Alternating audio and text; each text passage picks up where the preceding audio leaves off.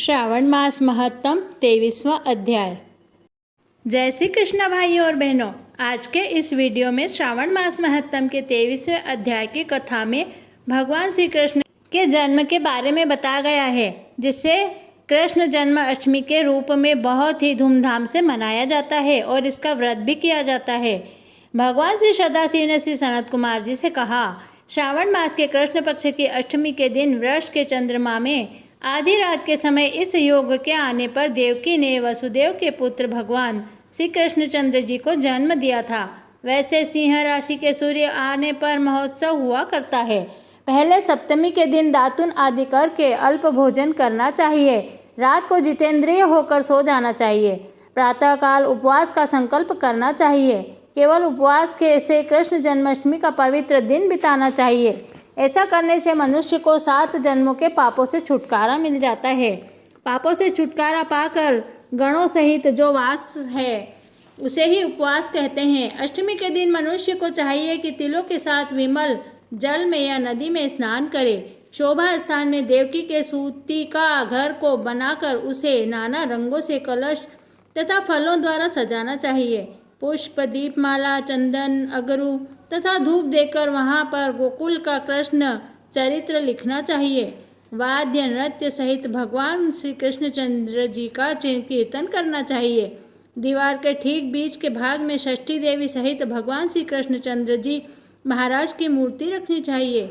यह मूर्ति सोने, चांदी, तांबा, पीतल, मिट्टी, लकड़ी अथवा मणि की बनी हुई होनी चाहिए। उस पर सुंदर ढंग से रंग किया हुआ होना चाहिए। सर्वलक्षण युक्त वाली ऐसी प्रतिमा को शैया पर रखकर प्रसूता देवकी की भी मूर्ति रखनी चाहिए। सोती हुई शैया पर यशोदा का दूध पीते हुए बाल कृष्ण को अंकित करना चाहिए। बाल कृष्ण के पास हाथ जोड़े खड़े हुए देवताध्यक्ष विद्याधर आदि को अंकित करना चाहिए। वहीं पर ढाल तलवारधारी वसुदेव को अंकित करना चाहिए। इस तरह कहकर विसर्जित करना चाहिए। सगे संबंधियों के साथ स्वयं मौन होकर भोजन करना चाहिए।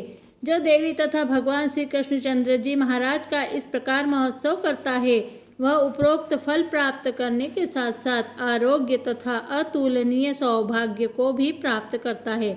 इस लोक में धर्म बुद्धि होकर अंत में वैकुंठ को जाता है। हे तात, अब मैं तुम्हें उद्यापन के संबंध में कहूँगा। उद्यापन किसी शुभ दिन सविधि करना चाहिए। उससे एक दिन पहले केवल एक समय भोजन करके भगवान विष्णु का स्मरण करके सोना चाहिए। प्रातःकाल संध्या आदि करके ब्राह्मणों द्वारा स्वस्ति वाचन करवाकर आचार्य वर्ण कर ऋतिज्वों की पूजा करनी चाहिए। धन का लोभ न करके एक पल, आधा पल, चौथाई पल सोने की प्रतिमा का निर्माण करवाना चाहिए। मंडप में मंडल पर ब्रह्मादि देवताओं की स्थापना करनी चाहिए। उस पर तांबे या मिट्टी का कलश रखकर उसमें चांदी अथवा बांस का पूर्ण पात्र रखना चाहिए। कपड़े से आच्छादित करके साधक उस पर गोविंद की वैदिक या तांत्रिक मंत्रों द्वारा षोडशोपचार द्वारा पूजा करके देवकी सहित हरि को अर्घ्य देना चाहिए। शंख में शुद्ध जल, फूल, फल तथा चंदन रखकर नारिकेल फल युक्त कर भूमि पर अपने घुटने टेक कर कहना चाहिए, हे हरि, आपका अवतार कंस वधार्थ तथा भूभार दूरीकरणार्थ हुआ है। अन्यायी कौरवों के नाशार्थ तथा दैत्यों के विनाश हित हुआ है। देवकी सहित मेरे इस अर्घ को स्वीकार करे। विधि के अनुसार साधक को चंद्रमा के लिए अर्घ देना चाहिए।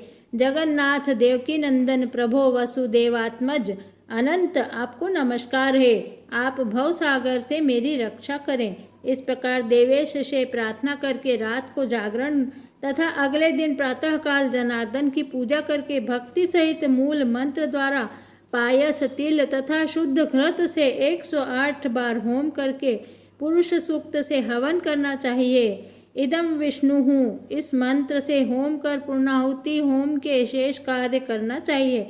आचार्य का भूषणाच्छादन आदि द्वारा पूजन करना चाहिए। व्रत की समाप्ति के लिए एक कपिला गो देनी चाहिए।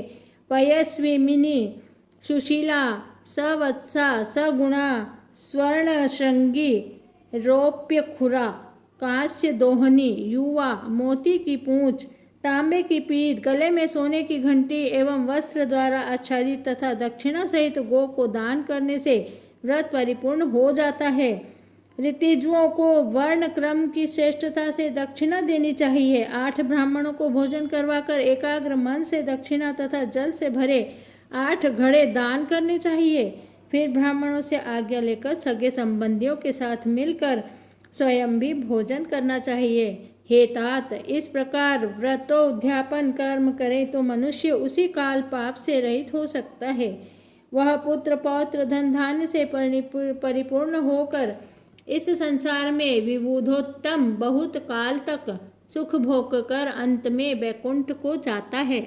इस प्रकार श्रावण मास महत्तम के 23वें अध्याय की कथा यहीं समाप्त होती है। श्री शिवाय नमस्तुभ्यं, श्री शिवाय नमस्तुभ्यं, श्री शिवाय नमस्तुभ्यं, श्री शिवाय नमस्तुभ्यं। ओम तत्पुरुषाय विद्महे महादेवाय धीमहि तन्नो रुद्रः प्रचोदयात्। प्रिय भाइयों और बहनों, अगर आपने मेरे चैनल को अभी तक सब्सक्राइब नहीं किया है तो जल्दी से सब्सक्राइब कर लीजिए। धन्यवाद। जय श्री कृष्णा।